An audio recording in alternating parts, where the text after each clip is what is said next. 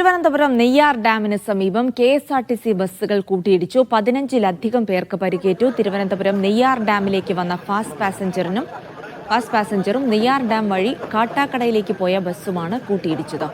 ഷിജോ കുര്യൻ വിവരങ്ങൾ നൽകും. ഷിജോ, എങ്ങനെയാണ് ഈ ബസ്സുകൾ തമ്മിൽ ഇങ്ങനെ കൂട്ടിയിടിച്ചൊരു അപകടം ഉണ്ടാകുന്നത്? പരിക്കേറ്റ ആളുകളുടെ വിവരങ്ങൾ, അത് സംബന്ധിച്ചുള്ള കൃത്യമായ കണക്കുകളൊക്കെ പുറത്തു വരുന്നുണ്ടോ? ജിൽസി, രാവിലെ 7:30 കൂടിയാണ് കള്ളിക്കാട് പെരിഞ്ഞാം കടലിന് സമീപം, അതായത് നെയ്യാർ ഡാമിലേക്ക് പോകുന്നതിന് വഴി കള്ളിക്കാട് പെരിഞ്ഞാം കടവിൽ കെ.എസ്.ആർ.ടി.സി ബസ്സുകൾ കൂട്ടിയിടിച്ചത്. എതിർദിശയിലുള്ള 2 ബസ്സുകളാണ് കൂട്ടിയിടിച്ചത്. കാട്ടാക്കടയിൽ നിന്ന് നെയ്യാർ ഡാമിലേക്ക് പോയ ബസ്സും കാട്ടാക്കടയിൽ നിന്ന് നെയ്യാർ ഡാമിലേക്ക് വന്ന ബസ്, എതിർദിശയിൽ വന്ന ഒരു സൂപ്പർഫാസ്റ്റ് ബസ്സും ഒരു ഓർഡിനറി ബസ്സും തമ്മിൽ അങ്ങോട്ടും ഇങ്ങോട്ടും കൂട്ടിയിടിക്കുകയായിരുന്നു. ഈ വാഹനത്തിൽ 2 ബസ്സുകളിലും യാത്രക്കാരടക്കമുണ്ടായിരുന്നു. 15-ലധികം യാത്രക്കാർക്ക് മുഖത്ത് പരിക്കേറ്റു എന്നുള്ള വിവരമാണ് ലഭിക്കുന്നത്.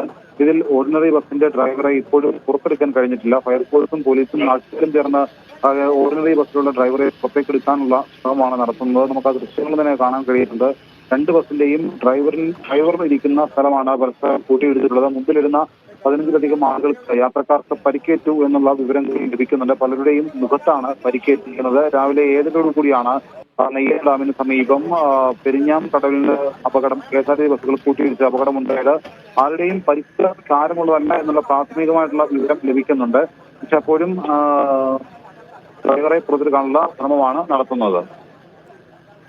എന്തായാലും ഈ ബസ് അപകടത്തിൽ ആരുടെയും പരിക്ക് ഗുരുതരമല്ല എന്നുള്ളത് ആശ്വാസകരമാണെങ്കിലും പലർക്കും മുഖത്തൊക്കെ പരിക്കേറ്റുണ്ട്. പക്ഷേ നിരുത്തരവാദപരമായ ഡ്രൈവിംഗ് ആണ് പലപ്പോഴും ഇത്തരം അപകടങ്ങളിലേക്ക് നയിക്കുന്നത് എന്നുള്ളത് കൂടിയാണ് യാഥാർത്ഥ്യം.